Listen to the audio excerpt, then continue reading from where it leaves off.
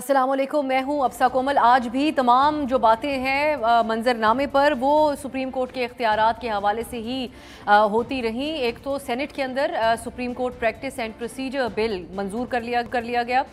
इस मौके पे वज़ीर कानून आज़म नज़ीर तारड़ ने ये इसका जवाब पेश किया कि शख्सियत के बजाय इदारे और निज़ाम को हम मजबूत बनाना चाहते हैं, लेकिन इसकी PTI ने भरपूर तरीके से मुखालफत की। आज सेनेट में जैसा कि आप आगाज़ में सुन भी रहे थे, सेनेटर शहजाद वसीम ने कहा कि ये अदालती इस्लाहात नहीं बल्कि मफादात का बिल है और ये नाअहली के पुराने केसेस ख़त्म करने का मुद्दा है।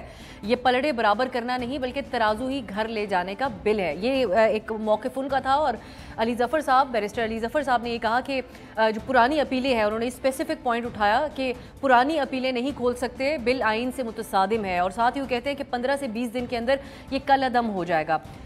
फिर अपडेट ये है कि ये जो बिल है उसको सदर मुमलिकत को भिजवा दिया गया है, जो कि कल सदर मुमलिकत का एक TV इंटरव्यू हामिद मीर साहब के साथ था, जिसके अंदर उनसे जब पूछा गया तो उन्होंने कहा कि मैं बिल को देखूंगा और फिर उसके बाद ही मंजूर करने, उसको दस्तखत करने या ना करने का फैसला करूंगा।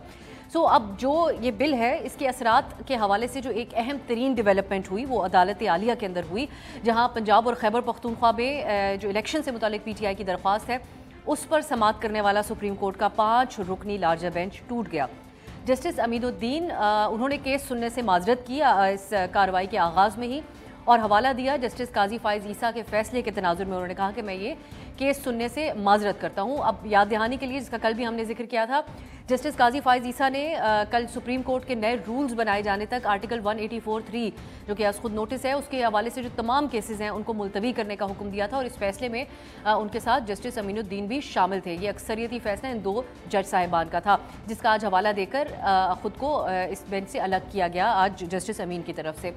अब कल जब इस केस की दोबारा समाअत शुरू होगी तो सबके जहनों में सवाल ये है कि इन इख्तलाफात को ख़त्म या कम करने के लिए ये मामला क्या अब लार्जर बेंच ही सुनेगा या कोई हम ऐसा फ़ैसला देखेंगे कि फुल बेंच की तश्कील दे दी जाए। दूसरी तरफ इमरान खान साहब ने इसके ऊपर रिएक्ट किया। जो तमाम एक बहस चल रही है वो ये कहते हैं कि हमें इससे फ़र्क नहीं पड़ता कि केस 5 रुकनी बेंच सुने या फिर फुल बेंच सुने, हमारी नज़र सिर्फ इस बात के ऊपर है कि इलेक्शन आइन की दी हुई जो 90 दिन की डेडलाइन है उसके अंदर होना चाहिए।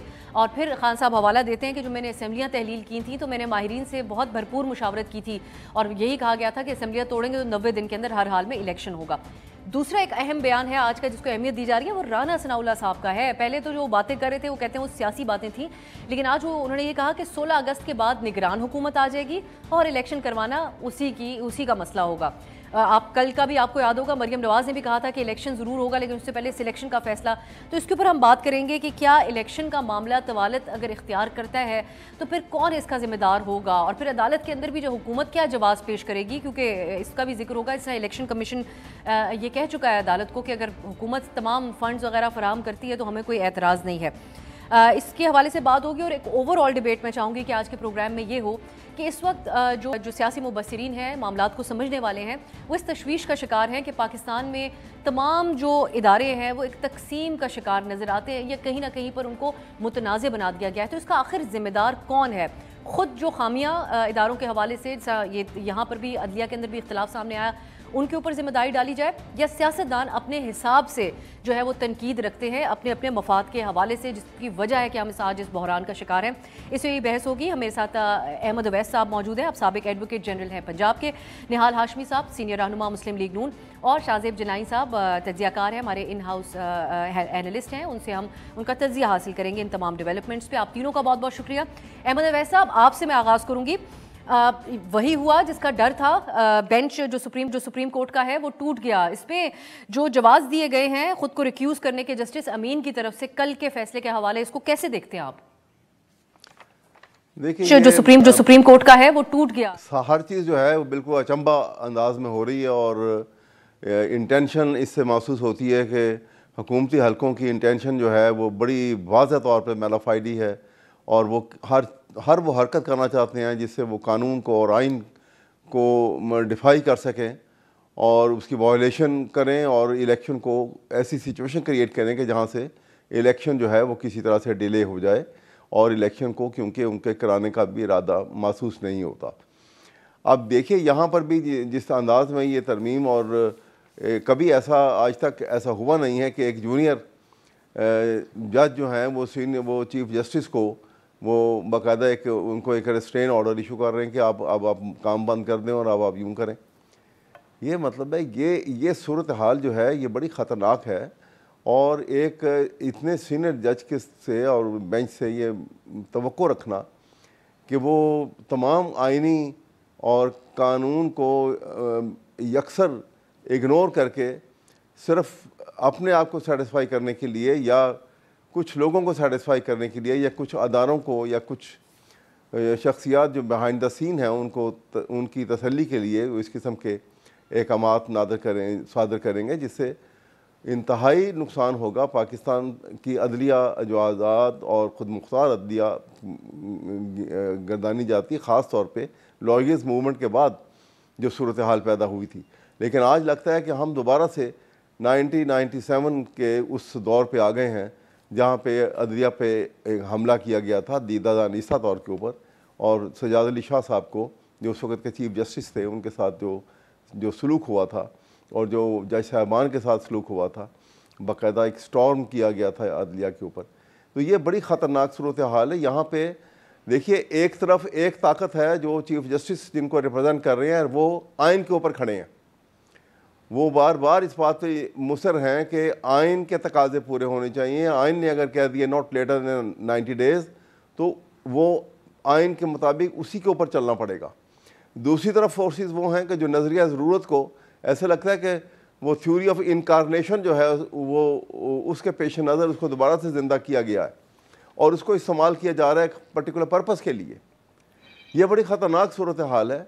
और ये सूरत हाल तो जो है इसकी जिम्मेदारी अदालत के बाहर जो सियासी जमात या हुकूमत के हवाले से अगर आप कह रहे हो तो उनके ऊपर अकेले कैसे डाली जा सकती है, क्योंकि इसका जवाब ये पेश किया जाता है कि ये आवाज़ें तो सुप्रीम कोर्ट के अंदर उठी, इस नहज पे पहुंची और सुप्रीम कोर्ट रूल्स के हवाले से तो काम वहाँ पे किया नहीं जा रहा, फुल बेंच बिठाते नहीं है चीफ जस्टिस, इसलिए इस नहज पर पहुंचे कि पार्लियामान को इसके अंदर नहीं ये देखिए ना, आप देखिए कि कभी आज तक जो है ये हमेशा चीफ जस्टिस का प्रेरोगेटिव है, ये चीफ बेंच बनाना जो है वो ही बनाते हैं हमेशा। ये कोई नई बात तो नहीं कि इन्होंने की है। और अभी भी आप देखें कि वहाँ पे बैठ के जो आज इन्होंने जो लेटेस्ट लेजिस्लेशन जो की है इन्होंने, वहाँ पे आप देखिए कि ये इससे भी उनकी बदनीयती का अंदाज़ा हो जाता है हुकूमती हलकों का कि आप वो सिर्फ आर्टिकल 184(3) के ऊपर पाबंदी लगा रहे हैं। उनके विंग जो हैं वो क्लिप किए जा रहे हैं चीफ जस्टिस के कि आप 3 रुकनी बेंच बनेगा, वो फिर फैसला करेगा, फिर उसके वो बेंच तश्कील देगा, वो सो मोटो मैटर्स को सुनेंगे। लेकिन ये पाबंदी जो है जो जनरली जो केसेस जो हैं आप जो बेंच बनते हैं वो फुल बेंच भी बनते हैं, लार्जर बेंच भी बनते हैं, वहाँ पे कोई पाबंदी नहीं है। इसका मतलब है कि वो सिर्फ ये एक person specific and event specific जो ये लेजिस्लेशन की जा रही है, लिहाजा इसको किसी भी अच्छी आंख से देखा नहीं जा सकता। और ये यहाँ पर ये फोर्सेस जो हैं, अब अगर इसको आप उस तरह ले जाइए कि जो जहाँ पे मौलवी तमीज़ुद्दीन केस को सामने रखें तो एक तरफ जस्टिस मुनीर थे और एक तरफ कानीले साहब का डायसेंटिंग नोट था। डायसेंटिंग नोट की आज अहमियत आपके सामने है और जस्टिस मुनीर का किरदार जो है वो भी पूरी कौम के सामने है। ये जस्टिस मुनीर के किरदार अदा करने वाले जो हैं ये कैफरे किरदार को ज़रूर पहुँचेंगे और जस्टिस कानीलेस के साथ जो लोग खड़े हैं आज जो आइन की पासदारी के लिए खड़े हैं वो हिस्ट्री में अपना नाम जो है पैदा करेंगे और हमेशा जाने पहचाने जाएंगे। निहाल साहब, अदलिया के पर काटने की कोशिश आप लोग कर रहे हैं, ये इल्ज़ाम आप लोगों के ऊपर लगाया जा रहा है, इसको अहमद वैस साहब भी दोहरा रहे हैं। ये इस वक्त सवाल ज़रूर उठ रहा है कि आप लोगों को तमाम चीज़ों का एहसास इस वक्त क्यों हो गया जब सुप्रीम कोर्ट के सामने इलेक्शन का मामला है और एक बात वाज़ेह है कि इलेक्शन से आप लोग भाग रहे हैं, तो ये तमाम इस्लाहात करने का एहसास इसी वक्त क्यों हुआ? बिस्मिल्लाहिर्रहमानिर्रहीम। अब साहब देखिए, ये जो बात कर रहे हैं अदलिया के पर काटने का, अदलिया ने तो पूरे निज़ाम के पर काट दिए। जब पैनामा केस में ब्लैक डिक्शनरी से मोहम्मद नवाज शरीफ साहब के उन्होंने नाहली को करार दिया और उनको अकामा पे निकालने की कोशिश की और लाइफ टाइम उनको बैन कर दिया। और उसके बाद जहांगीर तरीन थे और बहुत सारे हम सब बहुत सारे लोग थे। और अदलिया सिर्फ यही नहीं किया पर काटी, उन्होंने कभी डैम बनाने के लिए चले गए, कभी हॉस्पिटल बनाने के लिए चले गए, कभी कॉस्ट लगा देते थे जो साइलिन आते थे कि ये डैम फंड में जाएगा। तो अदलिया तो अपने डोमेन से निकल करके हर वो काम करती रही इंसाफ के अलावा जो काम उनके डोमेन में नहीं था।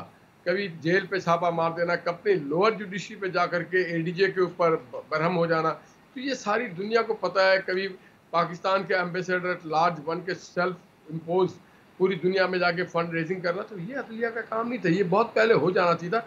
पर काटा नहीं जा रहा है, बल्कि देखिए किस आदमी ने ये तजवीज़ दी है, जो आदमी खुद नेक्स्ट इन द थ्रोन है, कादी फैज ईसा, वो अपने ऊपर तो नहीं लगाता ना, हर कोई चाहता कि मैं आज़ाद होता। उन्होंने ये तजवीज़ दी है कि आप 3 लोगों के साथ बैठ करके, सीनियर जो 2 हैं उनके साथ बैठे, और उन्होंने कल इस पे एक स्टे भी कर दिया। और फिर 90 दिन में, बिल्कुल मैं कहता हूँ बिल्कुल इलेक्शन 90 दिन में होना चाहिए था, मगर जब 30 तारीख का तारीख ऐलान किया गया इलेक्शन डेट, तो 30 तारीख को नहीं होना था। 12 जनवरी को असेंबली डिसॉल्व हुई, तो 12 अप्रैल को होना था, उससे पहले हो जाना था। इन्होंने 30 को क्यों एडमिट किया? इसके माने 90 दिन से तो बाहर चला गया। ना ऐवान सदर साहब ने इस पे एतराज किया, ना सुप्रीम कोर्ट ने एतराज किया, ना पीटीआई के इमरान खान साहब ने एतराज किया, ना किसी और ने एतराज किया, सब ने 30 अप्रैल को मान लिया। तो 30 अप्रैल जो है वो तो बियॉन्ड 90 डेज है, तो आपने तो आइन को वहीं पे डिफाई कर दिया। फिर वो कल जो हमने सुना मिनुद्दीन साहब ने क्या कि जी जनाब ऑर्डर शीट साइन नहीं हुआ, और फिर इलेक्शन कमीशन कैसे, जब ऑर्डर शीट साइन नहीं होता तो वो कैसे तारीख दे सकता है? तो यहाँ पे बिल्कुल क्लियर बदनीयती नजर आती है। और चीफ जस्टिस सुप्रीम कोर्ट नहीं है, सारे जज मिला के सुप्रीम कोर्ट होते हैं। एवरी जज has an equal right and power and function. तो चीफ जस्टिस सिर्फ इंतजामी उमूर के लिए होते हैं, इससे ज्यादा उनका फंक्शन। और फिर अभी वो इन फील्ड है, जो कल कादी फैज ईसा, ये प्यूने जज है, सीनियर मोस्ट जज है सुप्रीम कोर्ट के, next to the chief justice हैं, उन्होंने जब एक ऑर्डर पास कर दिया कि 184(3) के तहत जो भी कार्रवाई थी उसको अब आप जेर समात नहीं ला सकते, तो जब तक आप उसको एक लार्जर बेंच या कोई और बेंच की तरह उसको अनडू नहीं करते हैं, उसको सस्पेंड नहीं करते हैं, उससे पहले तो आप कल कोई भी बेंच जो बनाएंगे वो गैर इलीगल होगा।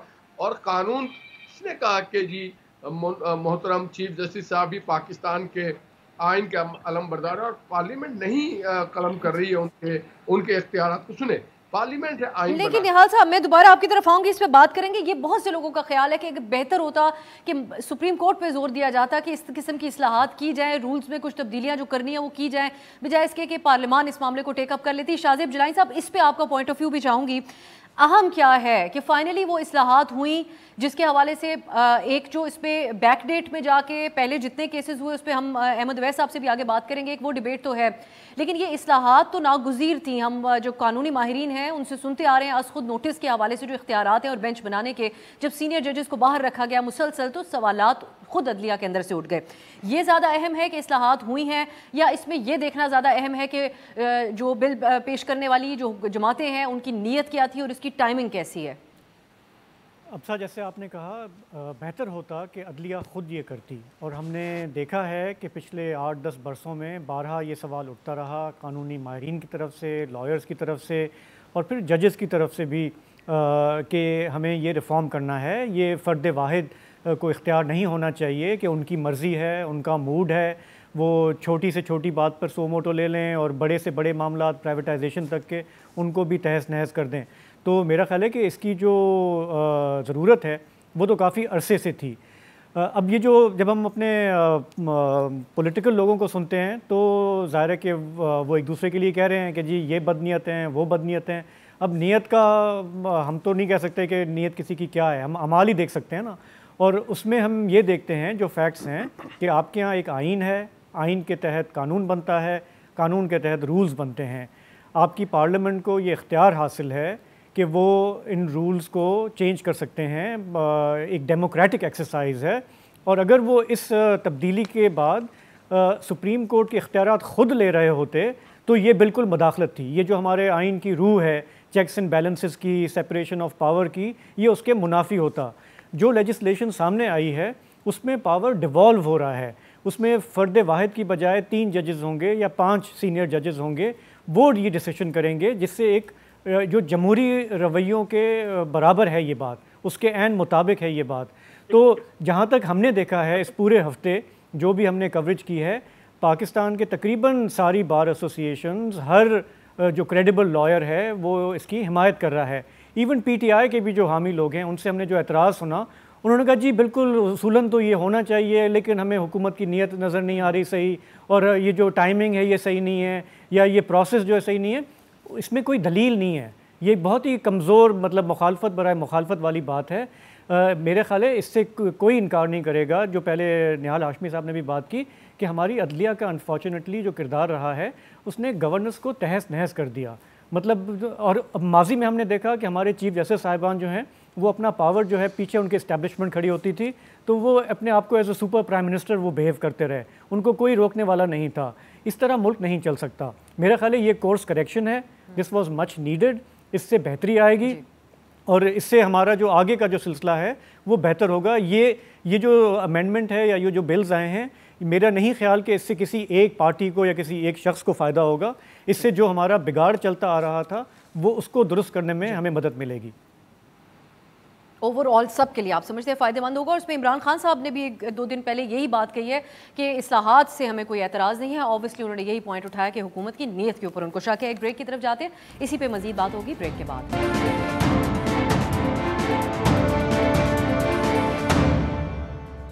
ब्रेक के बाद खुश आमदीद। हम बात करें जो एक बहस चल रही है अदलिया के हवाले, इख्तियारात के हवाले से, और इसके अलावा इसको जो सियासत के साथ जोड़ा जा रहा है, जो कानून साजी की गई है, इस बारे में अहमद अवैस साहब, अब जो ब्रेक से पहले शाहजेब साहब भी बात कर रहे थे, अब यहाँ पर हमारे सामने बेतहाशा एग्जाम्पल्स हैं सो मोटो की, जिस तरीके से इस्तेमाल होता रहा। फिर जुडिशल एक्टिविज़म के हवाले से कल पार्लियामान में बड़ी तफसीली तौर पर बात हुई। साकिब निसार साहब के हवाले से एक तनकीद रहती है इन सियासी जमातों की, इफ्तिखार चौधरी साहब के हवाले से भी।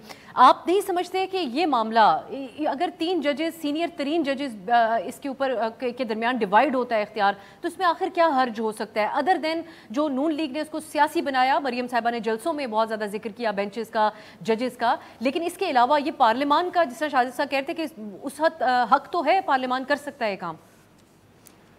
देखिए, आप जो बात आपने अभी ये की है और ये अभी आज डिस्कशन का हिस्सा भी है, ये बात यह है कि आप सिर्फ 184(3) में तीन जजेस का बेंच बना रहे हैं कि वो डिसाइड करेगा कि कौन सा बेंच बनेगा और कितना बड़ा बेंच बनेगा और कौन सुनेगा। चीफ जस्टिस को ये इख्तियार आप सिर्फ यहाँ तो उसके सलब कर रहे हैं, लेकिन एट द सेम टाइम तमाम केसेस के अंदर वो 1-2 जजेस से लेके वो लार्जर बेंच और फुल कोर्ट तक बनाने का वो उनका जो एक्सक्लूसिव प्रोरोगेटिव है वो आप उसको नहीं छेड़ रहे हैं। आप इसका मतलब है कि ये इमीडिएट जो सिचुएशन सामने है उसको सामने रख के ये सिर्फ event and person specific situation को आपने सामने रख के ये इनेक्टमेंट की है। आप खुद देखिए ना कि यहाँ पे सिर्फ वो इस हद तक वो छेड़ रहे हैं इसको कि यहाँ पे वो कर रहे हैं कि जी ये बहुत बड़ी ज़्यादती हो रही है, लेकिन चीफ जस्टिस जब बैठते हैं तो 5 रुकनी बेंच बनाते हैं, 7 रुकनी बनाते हैं, फुल कोर्ट को ऑर्डर कर देते हैं, कोई केस आ जाता है, कोई इंपॉर्टेंट इशू आता है, उसके लिए तो कोई पाबंदी नहीं कि वहाँ पे ये क्यों कर रहे हैं। इसलिए यहाँ से मैं आपसे कर रहा हूँ कि यहाँ पे इस वक्त सूरत हाल जो है ये यहाँ पे लॉ ऑफ नेसेसिटी को दोबारा से ज़िंदगी देने की कोशिश की जा रही है कि यहाँ पर वो मामलात जो आज जिसकी ज़रूरत महसूस कर रहे हैं, कि आज वो ज़रूरत क्या महसूस कर रहे हैं कि जी इलेक्शन अभी नहीं होने चाहिए। आइन कहता है कि 90 डेज़ में इलेक्शन हो। अब 90 डेज़ के इलेक्शन को ना होने के, इलेक्शन की फोर्सेस एक तरफ हैं और एक अगर चीफ जस्टिस जो है वो स्टिक कर रहा है अपने आप को कि मैं तो भाई आइन के मुताबिक चलूँगा। उसमें जो ये अभी बात कर रहे थे कि ये वो 90 डेज से तो गुजर चुके थे, उन्होंने एक स्पेसिफिक ये ऑर्डर किए थे, उसके अंदर आप देखिए उस जजमेंट को पढ़िए, उसमें ये लिखा हुआ है कि ये जो प्रेसिडेंट पाकिस्तान ने जो 90 डेज़ के हिसाब से जो डेट फिक्स की थी वो बिल्कुल जायज़ है, लेकिन क्योंकि दिन ज़्यादा गुजर चुके हुए हैं, अब जब मैटर कोर्ट में आया है और वो शेड्यूल जो है उसके लिए कुछ जो दिनों की ज़रूरत होती है उसके पेश नज़र एडजस्टमेंट की बात उन्होंने की थी।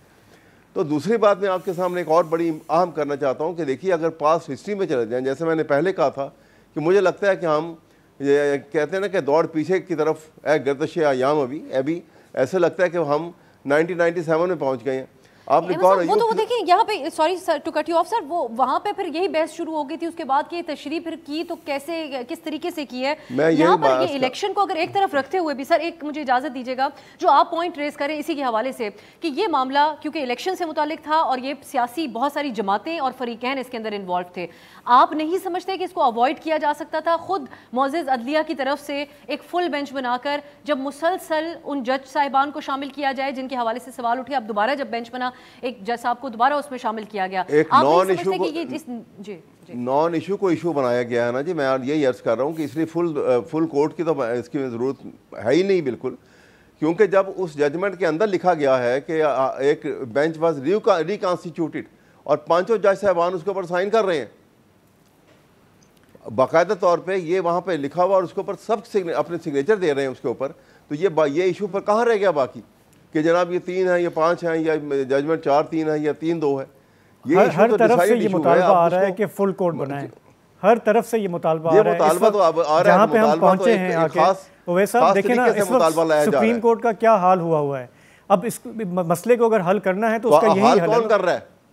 ये हाल करने वाले, मैं यही अर्ज कर रहा हूँ कि हाल करने वाले को तो देखिए ना आप, इन्होंने ये वही है ना लोग हैं जिन्होंने गौर अयूब ने अपनी किताब में लिखा है ये बता देना मुझे कहा कि फुल कोर्ट बनाने में क्या कबात है, एक इशू क्या है, जस्टिस को बंद कर दे जेल में। इतना बड़ा हमारे पास क्राइसिस है इस वक्त मुल्क में, हाँ क्या हर्ज है फुल कोर्ट बनाने में, क्या हर्ज है मुझे बताए ना, क्यों अवॉइड किया जा रहा है, क्यों ये हम रोज देख रहे हैं बेंच टूट रहे हैं। बेंच जो है अब इसमें फुल कोर्ट बनाने की जरूरत क्या है इसमें? एक इशू जब एक जजमेंट के अंदर लिखा जा रहा है, एक जज जो है जो बैठा ही नहीं है किसी प्रोसीडिंग के अंदर, वो उन जज साहबान के साथ तो आप नहीं मिला सकते, उनको शामिल करके आप 4 जजेस बना रहे हैं। आप तो खुद इसके मतलब है कि नीयत यहाँ कोई साफ नहीं है। आप मुझे बताएं ना, आप कलेक्टिव विजडम में बिलीव करते हैं नहीं करते कि अगर 15 जजेस बैठ जाएंगे, 13 जजेस बैठ जाएंगे तो बेहतर फैसला करेंगे मुल्क के हक में? भाई वो बेहतर फैसला आ चुका, जब एक आ चुके फैसले को आप दोबारा किस लिए करेंगे? ना आया होता तो आप बिठा के, वो तो नहीं माना जा रहा ना, 4-3 का या 3-2 का फैसला है सर। लेकिन मैं निहाल साहब की तरफ जाती हूँ, आप ये इस पे फिर आते हैं। निहाल साहब, बाकी तमाम बातें एक तरफ है कि 4-3 का फैसला है या बेंच कैसा है या कानून साजी आप लोगों ने इस्लाहात कर ली हैं या नहीं कर ली, लेकिन दूसरी बात जो इलेक्शन के हवाले से है वो आइन भी कहता है और उसके अलावा अवाम को उनको एक नई एक हुकूमत लेके आने के लिए जिसके ऊपर उनका एतबार हो, और ऐसे हालात में जो इकोनॉमिकली सोशो इकोनॉमिकली इस वक्त इस मुल्क के अवाम को सामना है जिनका, उसमें वो ज़रूर चाहते हैं कि एक ऐसी हुकूमत हो जो उनकी ओनरशिप ले इन हालात की जो इस वक्त नहीं ले रही। मरियम साहिबा कहती हैं ये मेरी हुकूमत नहीं है, नवाज शरीफ साहब इसकी ओनरशिप नहीं लेते, लेकिन बयानबाजी हर मामले के ऊपर होती है। तो इससे आप लोग कैसे भाग सकते हैं अगर आप जब आपको आज गैर जमहूरी आप लोग कहला रहे हैं?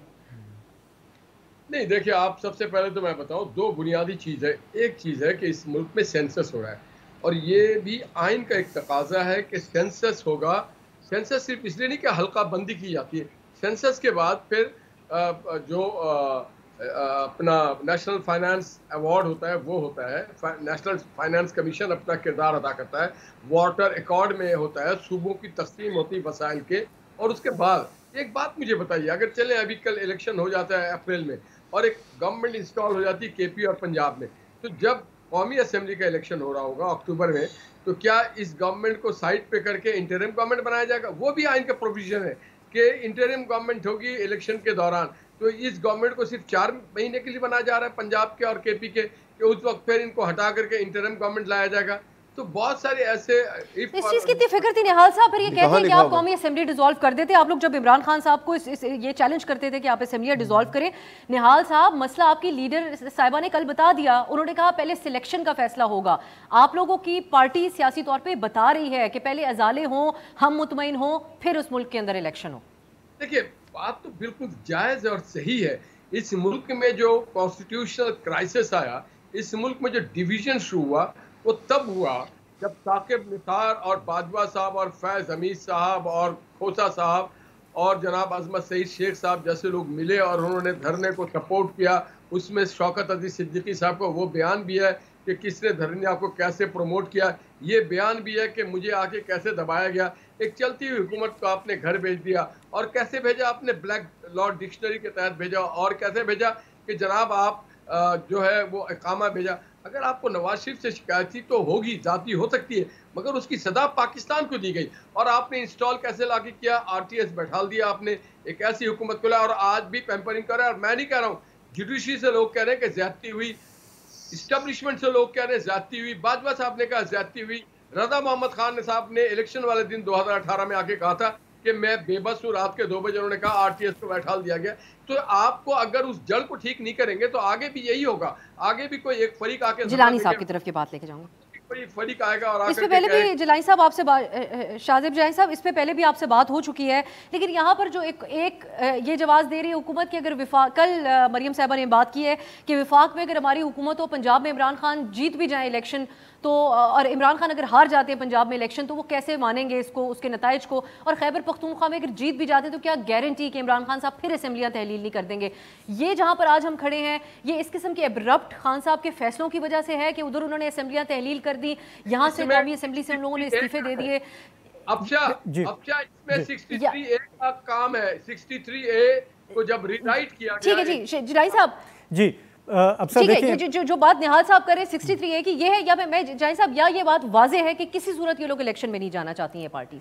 देखिए, ये बात तो वाजे है कि मुस्लिम लीग नवाज़ को खौफ तो है तहरीक इंसाफ का, और जिस तरह से इमरान खान साहब ने मुसलसल वो जलसे करते रहे हैं, बाई इलेक्शन जीतते रहे हैं, तो उन्हें ये लगता है कि वो इस वक्त पंजाब में बहुत ज़्यादा टफ टाइम देंगे।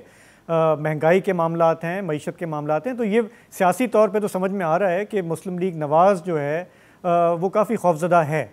लेकिन आया कि ये इलेक्शन को डिले करने के लिए उनका जो हमें जवाब सुनने को मिल रहे हैं इलेक्शन कमीशन से, उसमें देखिए फ्रैंकली स्पीकिंग मेरी अपनी राय ये है कि जो इन्होंने सिक्योरिटी का बहाना बनाया वो बहाना है, फ़ंड्स का किया वो भी बहाना है। लेकिन ये जो एक नुक्ता है कि हमारे आइन में रिवायत ये रही है हमारे मुल्क में कि सारे इलेक्शन एक साथ होते हैं। ये मुझे नहीं याद पड़ता कि कभी ऐसी मिसाल हो कि एक सूबे का इलेक्शन पहले हुआ हो, बाद में हुआ हो। और ये एक बहुत ही प्रैक्टिकल प्रॉब्लम है कि अगर एक गवर्नमेंट आ जाती है जीत के, इमरान खान साहब को तो ये वतीरा है कि वो अगर ख़ुद नहीं जीतेंगे तो बोलेंगे दोबारा धांधली हुई है, दोबारा धरने पे बैठ जाएंगे।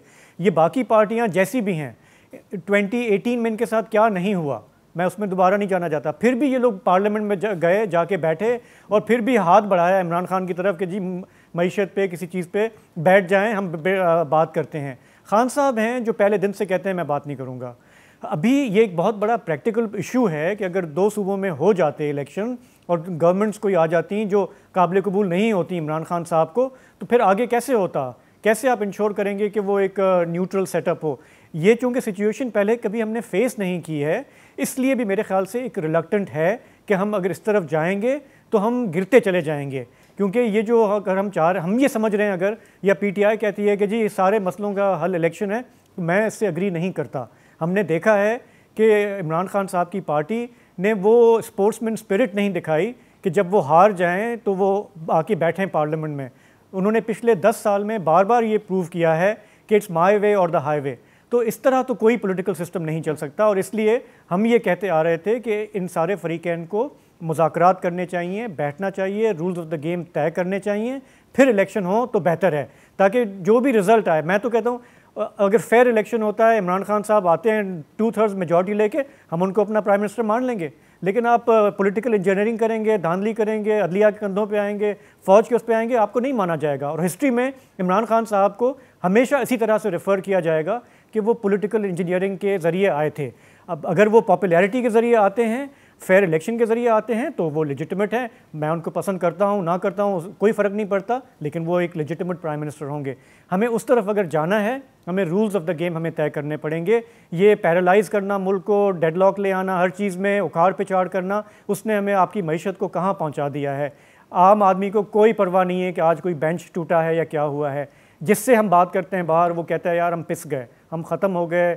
जो बिल्कुल सफ़ेद पोश लोग हैं वो भी आजकल आटे की लाइनों में खड़े हुए हैं। तो ये बात तो किसी भी सियासतदान के, किसी भी पार्टी के हक़ में नहीं है। इमरान खान साहब चाहें उसको एक्सप्लॉइट करें, लेकिन यहाँ तक पहुँचाने में उनका भी बड़ा हाथ है।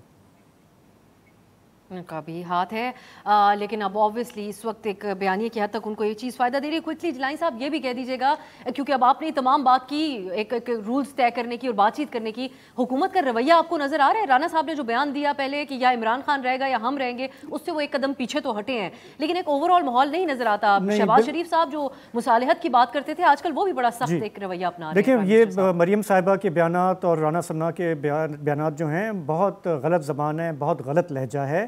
वो मैच करना चाह रहे हैं इमरान खान साहब के लबो लहजे को, जो कि हुकूमत में होते हुए आपको ज़ेब नहीं देता।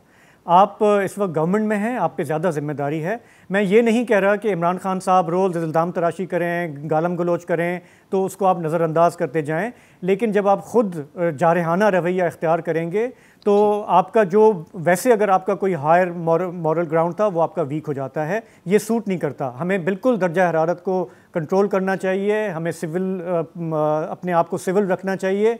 और अब आपकी बात बिल्कुल सही है अब्सा, कि अब हमें ये तासुर मिल रहा है कि गवर्नमेंट जो है अब वो ज़्यादा ऑफेंसिव पे जा रही है। पिछले चंद हफ्तों तक हम देख रहे थे कि वो कह रहे थे कि बात होनी चाहिए। मसला सिर्फ ये होता है कि जब गवर्नमेंट कहती आई इतने अरसे से कि बात करें तो खान साहब एंगेज नहीं हो रहे थे। जब उन्होंने थोड़ी सी कहीं लचक दिखाई तो अब गवर्नमेंट ने अपनी पोजीशन सख्त कर ली है। तो बेहतर होगा मुल्क के लिए कि ये अग्री कर लें, सारे फरीकैन ये बैठें, बात करें, रूल्स ऑफ द गेम तय करें, इलेक्शन के डेट तय करें और मुल्क को फिर थोड़ा किसी डगर पे लेकर आएँ वापस। मेरे ख्याल से यही मुतालबा इस वक्त तमाम इस मुल्क में जो है वो एहसास रखने वाले लोगों का है। ब्रेक की तरफ जाते हैं, फिर अहमद अवैस साहब से बात होगी कि क्या मुल्क में एक शासन ही ज़रूरी है बसूरते दीगर बहरान, जैसा शाहजेब जिलानी साहब ने बात की। ब्रेक के बाद